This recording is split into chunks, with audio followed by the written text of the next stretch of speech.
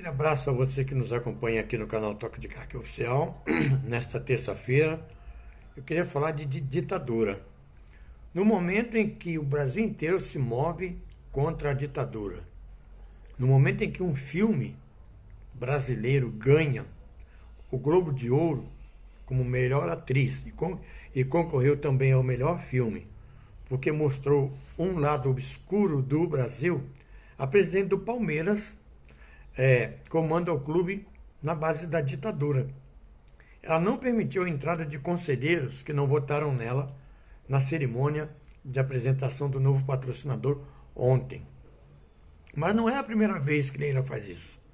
Ela já tinha tirado o benefício do ingresso gratuito para os conselheiros que questionaram a ligação entre Palmeiras e Placar Linhas Aéreas, ou seja, a empresa de avião dela.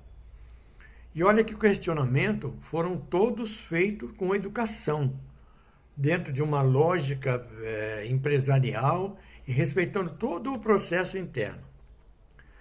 Depois ela retirou o camarote dos jogadores antigos, porque alguns deles fizeram opção pela chapa do Savério Orlandi. E agora ela proíbe os conselheiros que não votaram nela de participarem da cerimônia de lançamento, de apresentação do novo patrocinador.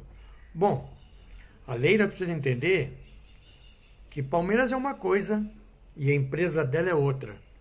Palmeiras chama-se Sociedade Esportiva Palmeiras e a empresa dela é Crefisa. Todo aquele que se candidata a cargo público ou privado, a presidência, diretor, tem situação e oposição. Tem gente contra e gente a favor. Mas ela não entende assim. A Leila acha que ela é dona do Palmeiras. E não será surpresa se ela brigar com quem já a apoiou. Como já fez com Paulo Nobre, Mustafa Contursi, Mancha Verde, Serafim Del Grande, entre tantos outros que apoiaram ela.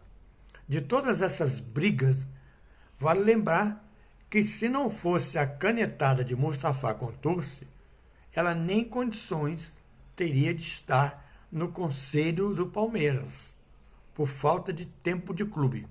Mas ele deu uma canetada e permitiu que ela fosse conselheira e chegou até a presidência.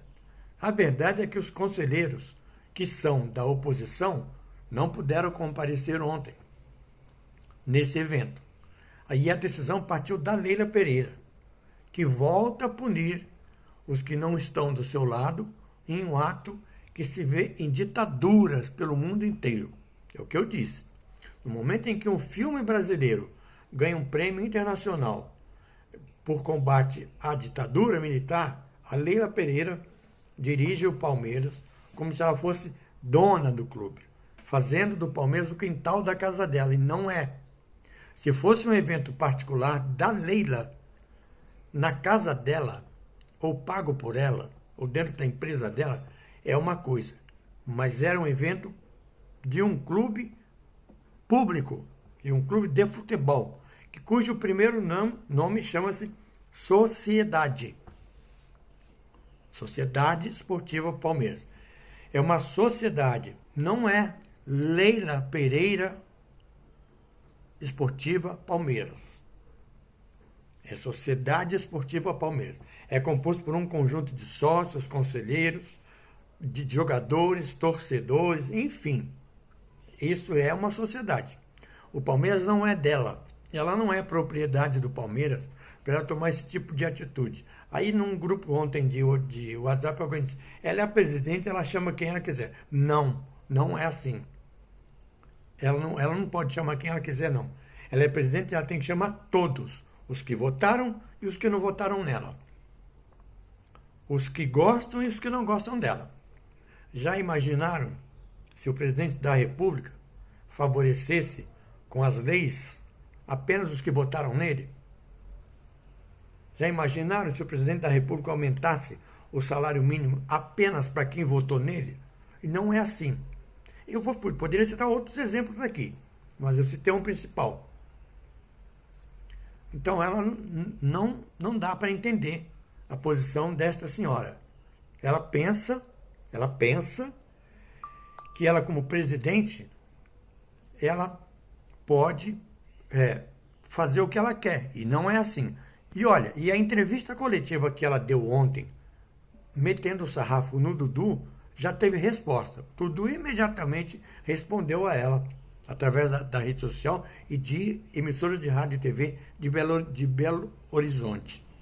Se ela está descontente com alguma coisa, ela tem que guardar para ela.